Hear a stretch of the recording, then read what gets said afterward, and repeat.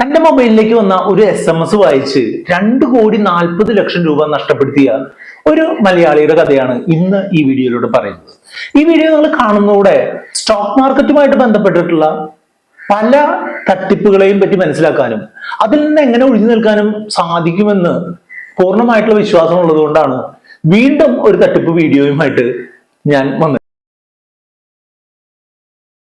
IIFL എന്ന് പറഞ്ഞിട്ടുണ്ടെങ്കിൽ ഇന്ത്യയിലെ വളരെ പ്രധാനപ്പെട്ട ഒരു സ്റ്റോക്ക് ബ്രോക്കറാണ്. വളരെയധികം ആളുകൾ ഉപയോഗിക്കുന്ന ഒരു സ്റ്റോക്ക് ബ്രോക്കറാണ്. പക്ഷേ എന്നെ ഈ അടുത്ത് വിളിച്ച ഒരു മലയാളിക്ക് ഒരു SMS വരികയാണ്.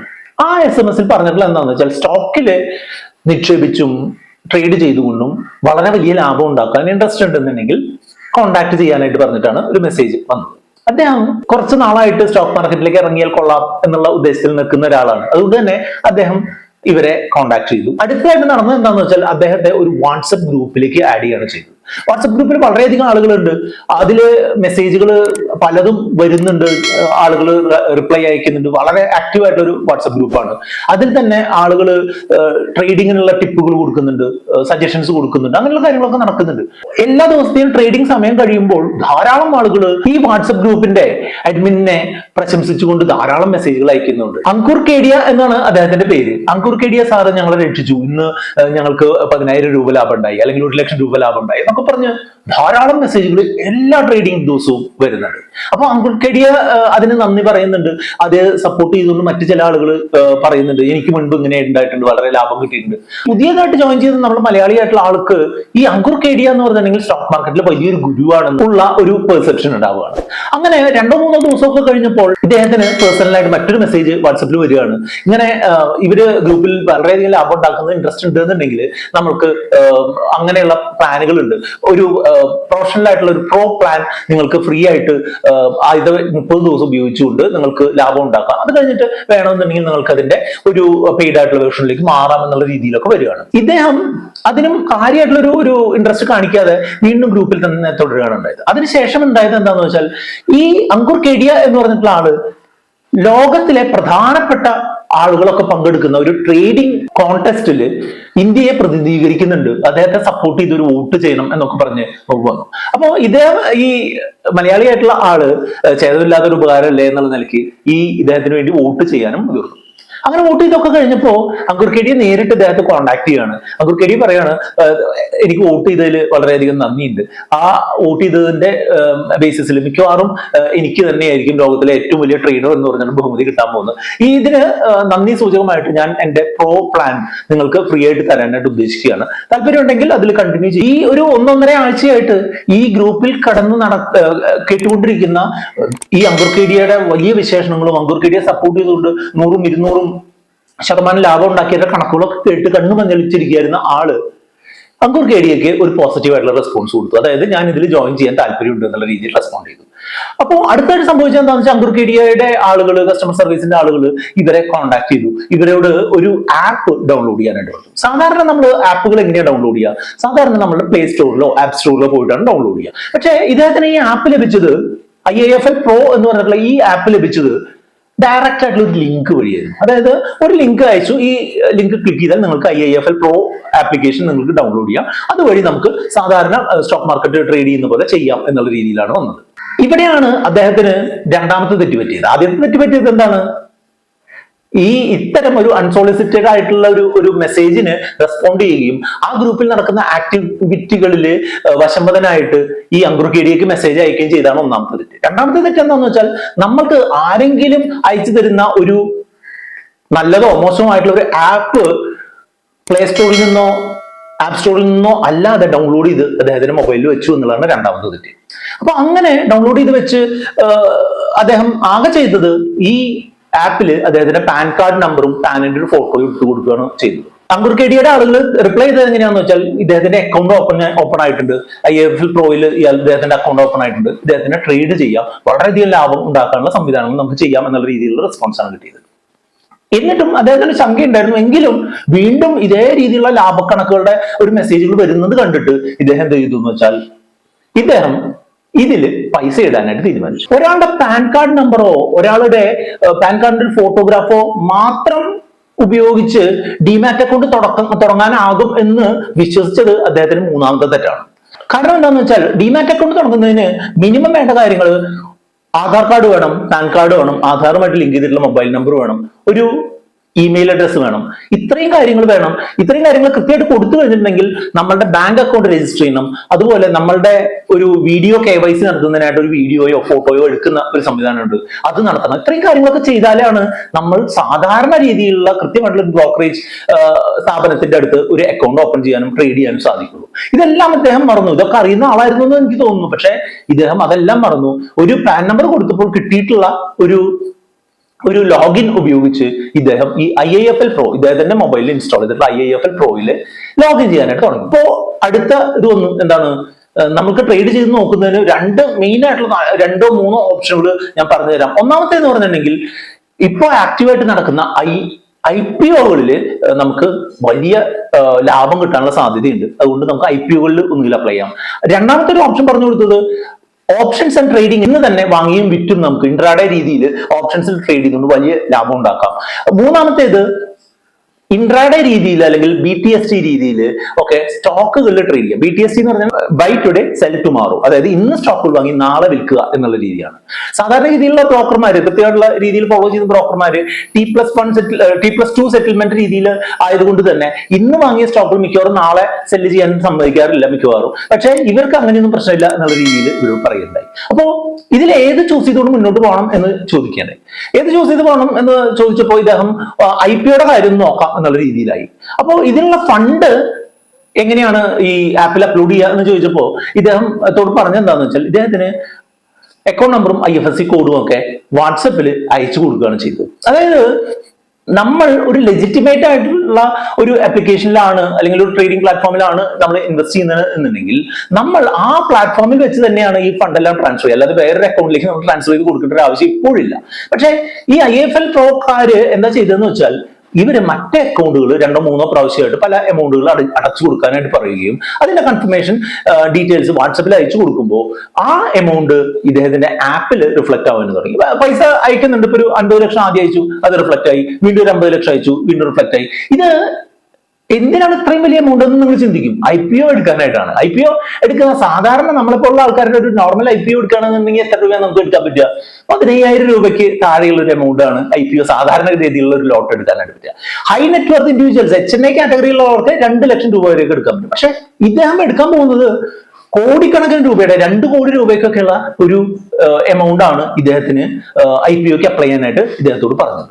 അദ്ദേഹം പല സമയത്തായിട്ട് ഈ പൈസ ട്രാൻസ്ഫർ ചെയ്ത് കൊടുത്തു, IPOക്ക് അപ്ലൈ ചെയ്തു. അപ്പോൾ IPO അപ്ലൈ ചെയ്ത് കഴിഞ്ഞപ്പോൾ വേറൊരു പ്രശ്നം, IPOയുടെ എമൗണ്ടിൽ കുറച്ച് എമൗണ്ട് കുറവുണ്ട്. അതുകൊണ്ട് ഒരു 37 ലക്ഷം രൂപ കൂടെ അടയ്ക്കണം എന്നുള്ള രീതിയിൽ ഓൾറെഡി 2,40,00,000 രൂപ അടച്ചു കഴിഞ്ഞു. ഇനി വീണ്ടും ഒരു 37 ലക്ഷം രൂപ കൂടി അടച്ചു കഴിഞ്ഞിട്ടുണ്ടെങ്കിൽ ഇന്ന് ഈ ഒരു 2,67 ഒക്കെ അടച്ചു കഴിഞ്ഞാൽ 5 കോടിയാക്കി വർദ്ധിപ്പിക്കുക എന്നുള്ള രീതിയിൽ, അതായത് ഒരാഴ്ചക്കുള്ളിൽ 2 കോടിയൊക്കെ ആയിട്ട് വളരാൻ സാധ്യതയുണ്ട് എന്നുള്ള രീതിയിൽ പറയുണ്ടായി. അതും അദ്ദേഹം വിശ്വസിച്ചു. 37 ലക്ഷം രൂപ അവരുടെ അടുത്ത് നിന്ന് ലോൺ കൊടുത്തു. സേവിങ്സിന്റെ മേജർ പാർട്ട് അദ്ദേഹം അങ്ങോട്ട് ട്രാൻസ്ഫർ ചെയ്യുക കഴിഞ്ഞു. അതിനുശേഷം വീണ്ടും അവരുടെ അടുത്ത് നിന്ന് ഒരു ലോണും കൂടെ എടുത്തു. അപ്പോ മൊത്തത്തിൽ അദ്ദേഹത്തിന്റെ പൈസ ഏകദേശം 2,77 രൂപ അവിടെ ഉണ്ട്. പിറ്റേ ദിവസം കാണിച്ചു എന്താണ്, IPO ഇദ്ദേഹത്തിന് അലോട്ടായി. അത് കൂടുതൽ എമൗണ്ടിൽ ട്രേഡ് ചെയ്യാനായിട്ട് തുടങ്ങി. അത്യാവശ്യം നല്ല ലാഭത്തിലൊക്കെ ട്രേഡ് ചെയ്യാനായിട്ട് തുടങ്ങിയിരുന്നു. അപ്പൊ ഇദ്ദേഹത്തിന് സ്വാഭാവികമായിട്ടും അങ്ങനെ ഒരു ലാഭം വന്ന നിലയ്ക്ക് അദ്ദേഹം പൈസ പിൻവലിക്കാനുള്ള ഒരു ശ്രമം നടത്തി. പൈസ പിൻവലിക്കാനുള്ള ശ്രമം നടത്തിയപ്പോഴാണ് ഇത് വലിയൊരു തട്ടിപ്പാണ് എന്നുള്ളതിന്റെ സൂചനകൾ കാണാനായിട്ട് തുടങ്ങി.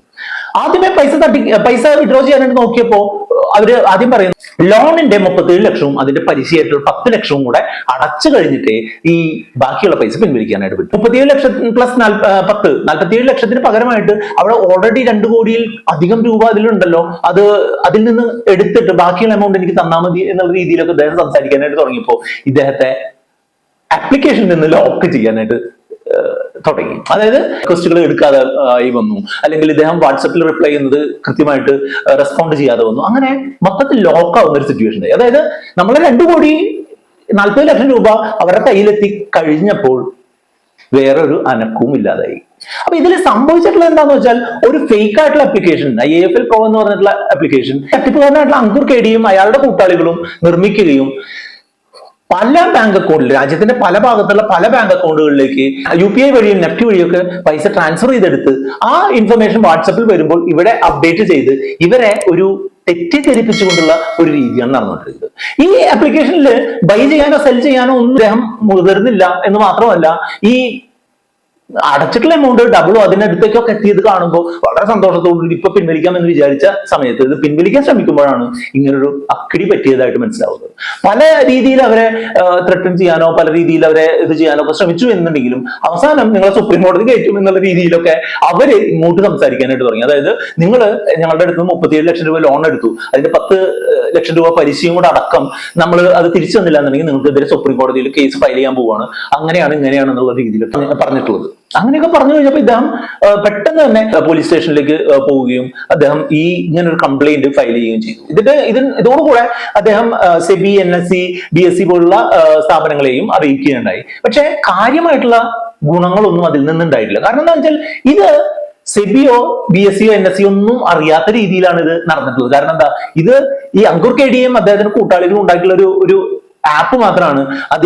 അതിലേക്കാണ് ഇദ്ദേഹം ഇൻവെസ്റ്റ്മെന്റ് നടത്തുന്നുണ്ട് എന്നുള്ള വ്യാജന അദ്ദേഹം പൈസ കൊടുത്തുകൊണ്ടിരുന്നു. ഇങ്ങനെ കംപ്ലൈന്റുകൾ കൊടുത്തു, NSEയെ അറിയിച്ചു, അങ്ങനെയുള്ള ഡീറ്റെയിൽസ് എല്ലാം ഇദ്ദേഹം ഈ അങ്കുർ KDയുടെ ടീമിനെ അറിയിച്ചപ്പോൾ അവര് ഒരു ഓഫറുമായിട്ട് വന്നു. 10 ലക്ഷം രൂപ അവരുടെ ഇൻട്രസ്റ്റ് കൊടുക്കുകയാണെന്നുണ്ടെങ്കിൽ അദ്ദേഹത്തിന്റെ പകുതി പൈസ 1,20,00,000 രൂപയോളമൊക്കെ വിഡ്രോ ചെയ്യാനുള്ള ഓപ്ഷൻ തരാമെന്ന് പറഞ്ഞു. പക്ഷേ ഇദ്ദേഹം അതിനു മുൻപ് പോലീസ് സ്റ്റേഷനിൽ പോയി സംസാരിച്ചപ്പോൾ അദ്ദേഹത്തിന്റെ വക്കീലിനോടും പോലീസ് സ്റ്റേഷനിലൊക്കെ സംസാരിച്ചപ്പോൾ പറഞ്ഞു, ഇനി 1 രൂപ പോലും വിട്ടുകൊടുക്കരുത്, ഇതുവരെ പോയിട്ടുള്ള പൈസ എന്തായാലും പോയി, തിരികെ കിട്ടാനുള്ള ചാൻസ് വളരെ കുറവാണ്, ഇനി പൈസ കൊടുത്തിട്ടുണ്ടെങ്കിൽ വീണ്ടും അത് നഷ്ടം വന്നുകൊണ്ടേ ഇരിക്കുള്ളൂ എന്നുള്ള രീതിയിൽ പറഞ്ഞിട്ടുള്ളത് കൊണ്ട് മാത്രം അദ്ദേഹം ആ 10 ലക്ഷം കൂടെ കൊടുക്കാതിരുന്നു. അല്ലെങ്കിൽ റൗണ്ട് ഫിഗർ ആയിട്ടുള്ള 2.5 കോടി നഷ്ടം വന്നേനെ. ഇതിൽ നിന്നൊക്കെ നമ്മൾ മനസ്സിലാക്കേണ്ടത് എന്താണെന്ന് വെച്ചാൽ, നമ്മൾക്ക് ലാഭം തരാമെന്ന് പറഞ്ഞ് ആരെങ്കിലും നമ്മളെ പ്രലോഭിപ്പിച്ച് ഏതെങ്കിലും ആപ്ലിക്കേഷൻ ഇൻസ്റ്റാൾ ചെയ്യുകയോ ഏതെങ്കിലും ഗ്രൂപ്പിൽ ചേർത്തുകയോ ഒന്നും ചെയ്തതുകൊണ്ടൊന്നും നമുക്ക് ലാഭം ഉണ്ടാവില്ല. ഷെയർ മാർക്കറ്റ് പറഞ്ഞാൽ തട്ടിപ്പുകാരുടെ ഒരു വിഹാര രംഗമായിട്ട് മാറിക്കൊണ്ടിരിക്കുന്ന സമയമാണിത്. അതുകൊണ്ട് തന്നെ ഒരു കാരണവശാലും നമ്മൾക്ക് അറിയാത്ത ആളുകൾ പറയുന്ന ഒരു വിവരങ്ങളും വിശ്വസിക്കാതിരിക്കുക എന്നുള്ളതാണ് ഏറ്റവും പ്രധാനപ്പെട്ട കാര്യം. വിശ്വസിച്ചാൽ തന്നെ അവർ പറയുന്ന രീതിയിൽ ട്രാൻസാക്ഷനുകൾ നടത്താൻ ശ്രമിക്കുകയോ അവർ പറയുന്ന അക്കൗണ്ടുകളിലേക്ക് പൈസ ഇട്ട് കൊടുക്കാതിരിക്കുകയോ ചെയ്യുക എന്നുള്ളതും കൂടെ നമ്മൾ ശ്രദ്ധിക്കണം. പിന്നെ ഏതൊരു അക്കൗണ്ട് ഓപ്പൺ ചെയ്താലും നമ്മൾക്ക് നമ്മളുടെ മൊബൈലിലും നമ്മളുടെ രജിസ്റ്റേർഡ് ഇമെയിൽ IDയിലേക്കും NSEയുടെയും BSEയുടെയും ഒക്കെ ഭാഗത്ത് നിന്ന് നമ്മൾക്ക് ഇൻഫർമേഷൻ വരികയും ആ IAFLന്റെ ഭാഗത്ത് നിന്ന് കൃത്യമായിട്ടുള്ള മെയിലുകളും മെസ്സേജുകളും ഒക്കെ വരികയൊക്കെ ചെയ്യും. അങ്ങനെയുള്ള കാര്യങ്ങളൊന്നും തന്നെ ഇദ്ദേഹത്തിന് വന്നില്ല. ഇദ്ദേഹത്തിന് സംശയവും തോന്നിയില്ല. ഇദ്ദേഹം ഏതോ ഒരു മായാവലയത്തിൽ പെട്ട് ഈ പൈസ മുഴുവൻ കളഞ്ഞതാണെന്നാണ് എനിക്ക് മനസ്സിലാവുന്നത്. വീഡിയോയിൽ നമ്മൾ പല ഇൻഫർമേഷനും അദ്ദേഹത്തിന്റെ കാര്യങ്ങൾ കാണിച്ചിട്ടുണ്ട്. പക്ഷെ അദ്ദേഹത്തിന്റെ പേഴ്സണൽ കാര്യങ്ങളൊന്നും തന്നെ നമ്മൾ റിവീൽ ചെയ്തിട്ടില്ല. എങ്കിലും നിങ്ങൾ എപ്പോഴും മനസ്സിലാക്കേണ്ടത് എന്താണെന്ന് വെച്ചാൽ ഇദ്ദേഹം മാത്രമല്ല ഇതുപോലത്തെ തട്ടിപ്പ് നിരയായിട്ടുള്ളത്. കുറച്ചു നാൾ മുമ്പാണ് എറണാകുളത്ത് ഒരു ഫാമിലി ആത്മഹത്യ ചെയ്തു. അതും ഏകദേശം ഇതുപോലൊരു തട്ടിപ്പാണെന്നാണ് നമ്മൾ മനസ്സിലാക്കുന്നത്. അപ്പൊ ഇതുപോലെ ധാരാളം ആളുകൾ ഇതിൽ പെട്ടിട്ടുണ്ട്. ഇനി ഒരാൾ പോലും ഇതിൽ പെടാതിരിക്കാനായിട്ട് ഈ കാര്യങ്ങൾ കൃത്യമായിട്ട് മനസ്സിലാക്കുക. ആരും നമ്മളെ ഫ്രീ ആയിട്ട് സഹായിക്കാനായിട്ട് പോകുന്നില്ല എന്നുള്ളത് നിങ്ങൾ പ്രത്യേകിച്ച് നോട്ട് ചെയ്യുക. നമ്മൾ ഹാർഡ് വർക്ക് ചെയ്തുണ്ടാക്കിയിട്ടുള്ള പൈസ മറ്റൊരാളുടെ പോക്കറ്റിലേക്ക് എത്തിക്കഴിഞ്ഞാൽ തിരികെ കിട്ടാനുള്ള സാധ്യത വളരെ കുറവാണ് ഇപ്പോഴത്തെ കാര്യത്തിൽ. കാരണം എന്താണെന്ന് വെച്ചാൽ പോലീസിനോട് സംസാരിച്ചപ്പോൾ ഇദ്ദേഹത്തിന് കിട്ടിയ ഇൻഫർമേഷൻ എന്താണെന്ന് വെച്ചാൽ ഈ അക്കൗണ്ടുകളെല്ലാം തന്നെ പലവിധ ആളുകളുടെ പലതരത്തിലുള്ള ആളുകളുടെ അക്കൗണ്ടുകളാണ്.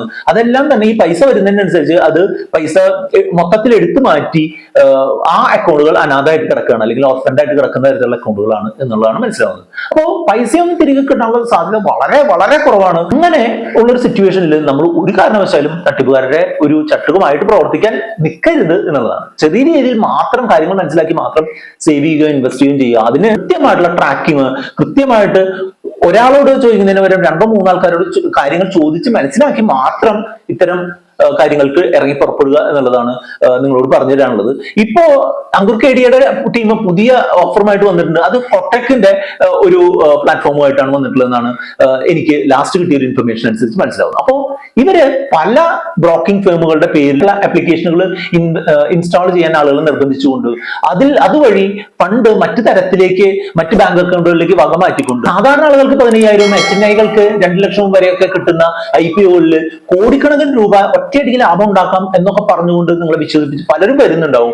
അവരെയൊക്കെ ഒരു പടി അകലെ നിർത്തുക എന്നുള്ളതാണ്. അത് മാത്രമല്ല, നമ്മളുടെ മൊബൈൽ നമ്പറും ഇമെയിൽ അഡ്രസ്സും ആവശ്യമില്ലാത്ത ആളുകളിലേക്ക് എത്തിക്കാതിരിക്കാനുള്ള കാര്യങ്ങൾ എടുക്കുക. അതായത് ഒരു സ്ഥലത്തേക്ക് ഈ നമ്പർ പോയി കഴിഞ്ഞാൽ പല ആളുകളുടെ അടുത്തേക്കും ഈ നമ്പറുകൾ കോപ്പി ചെയ്യപ്പെടുകയും വീണ്ടും അവരുടെ അടുത്ത് നിന്നും ഇതേപോലുള്ള ഒരു കോളുകൾ വരികയും ചെയ്യുന്നുണ്ട് എന്നാണ് ഇദ്ദേഹം പറഞ്ഞത്. അതുകൊണ്ട് തന്നെ നമുക്ക് ഏറ്റവും അത്യാവശ്യമുള്ള സ്ഥലങ്ങളിൽ മാത്രം നമ്മുടെ ഇമെയിൽ ഐ ഡിയും മൊബൈൽ നമ്പറും പാൻ കാർഡ് നമ്പറും ഒക്കെ കൊടുക്കുക, അല്ലാത്തവർക്ക് കൊടുക്കാതിരിക്കുക എന്നുള്ളതാണ് നമ്മൾ എപ്പോഴും ശ്രദ്ധിക്കേണ്ടത്.